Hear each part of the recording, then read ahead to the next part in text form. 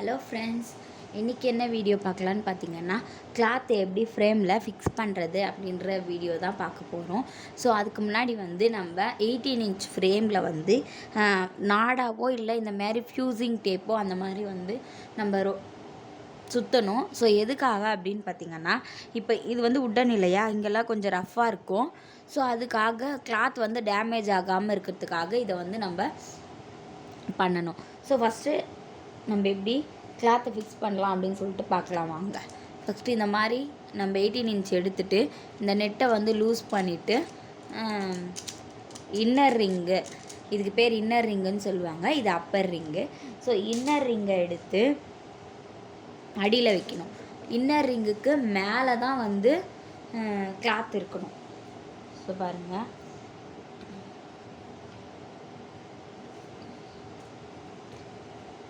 Poplin cloth வாங்க சொல்லியிருப்பேன். So poplin cloth இருக்கிறவங்க பாப்ளின் கிளாத் எடுத்துக்கோங்க. பாப்ளின் கிளாத் இல்லாதவங்க லைனிங் கூட நீங்கள் யூஸ் பண்ணிக்கலாம். ஸோ ஃபஸ்ட்டு பிகினராக இருக்கீங்கன்றப்ப ஃபஸ்ட்டு இது மேலே வந்து நல்லா நீட்டாக போட்டு விட்டுருங்க.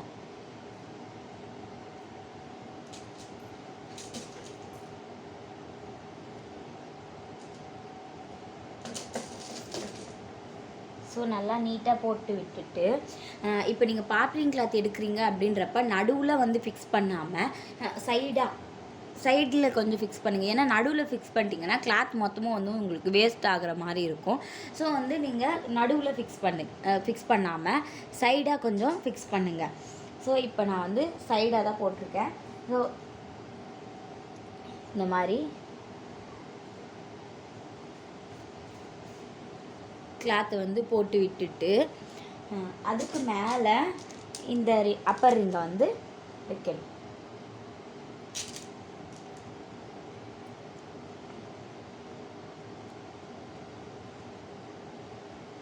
வச்சுட்டு இந்த நெட்டு லூஸ் பண்ணோம் இல்லையா, அது இப்போ வந்து நம்ம டைட் பண்ணிக்கணும்.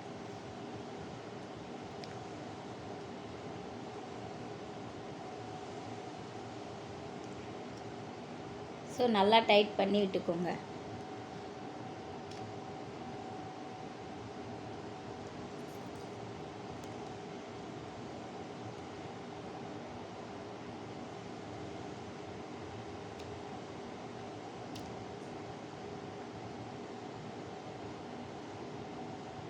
ஸோ நல்லா டைட் பண்ணிவிட்டு நம்ம இப்போ கிளாத் வந்து பாருங்கள், கிளாத் வந்து ஃப்ரேமில் வந்து லூஸாக இருக்குது. ஸோ லூஸாக இருந்தால் ஸ்டிச்சஸ் வந்து உங்களுக்கு ஒழுங்காக வராது. ஸோ நீங்கள் இப்போ கிளாத்தை வந்து டைட் பண்ணணும். அதுக்கு என்ன பண்ணணும்னு பார்த்தீங்கன்னா, இப்படி ஃப்ரேமை வந்து பிடிச்சிட்டு கொஞ்சம் கொஞ்சமாக கிளாத்தை வந்து இப்படி இது பண்ணி நீங்கள் டைட் பண்ணணும். தெரியுதா? நான் எப்படி பண்ணுறேன்னு பாருங்கள். கொஞ்சம் கொஞ்சமாக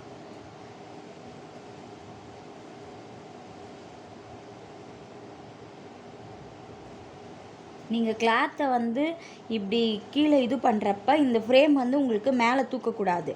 ஸோ மேலே தூக்காமல் கரெக்டாக நீங்கள் பார்த்து டைட் பண்ணுங்கள்.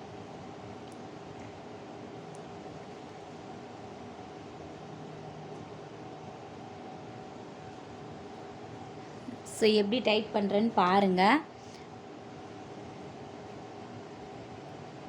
ஸோ நான் இப்போ ஃபுல்லாக டைட் பண்ணிட்டேன். இப்போ பாருங்கள், கிளாத்தில் வந்து உங்களுக்கு சவுண்ட் வருது இல்லையா? ஸோ அந்த மாதிரி வந்து உங்களுக்கு சவுண்டு வரணும். இந்த டைட்டில் இருந்தால் தான் நீங்கள் ஸ்டிச்சஸ் போட்டு ப்ராக்டிஸ் பண்ணுறப்ப உங்களுக்கு கரெக்டாக வந்து வரும். ஸோ இவ்வளோ தான். இந்த மாதிரி நீங்களுமே ஃபிக்ஸ் பண்ணிக்கோங்க. இந்த வீடியோ யூஸ்ஃபுல்லாக இருந்துச்சுன்னா மறக்காமல் ஒரு லைக் போட்டு சேனலை சப்ஸ்கிரைப் பண்ணி வச்சுக்கோங்க. ஆரி லேர்ன் பண்ண யாரும் இன்ட்ரெஸ்ட்டாக இருக்காங்கன்னா அவங்களுக்கு இந்த வீடியோவை வந்து ஷேர் பண்ணி விடுங்க. நம்ம நெக்ஸ்ட் வீடியோவில் பார்க்கலாம். தேங்க்யூ.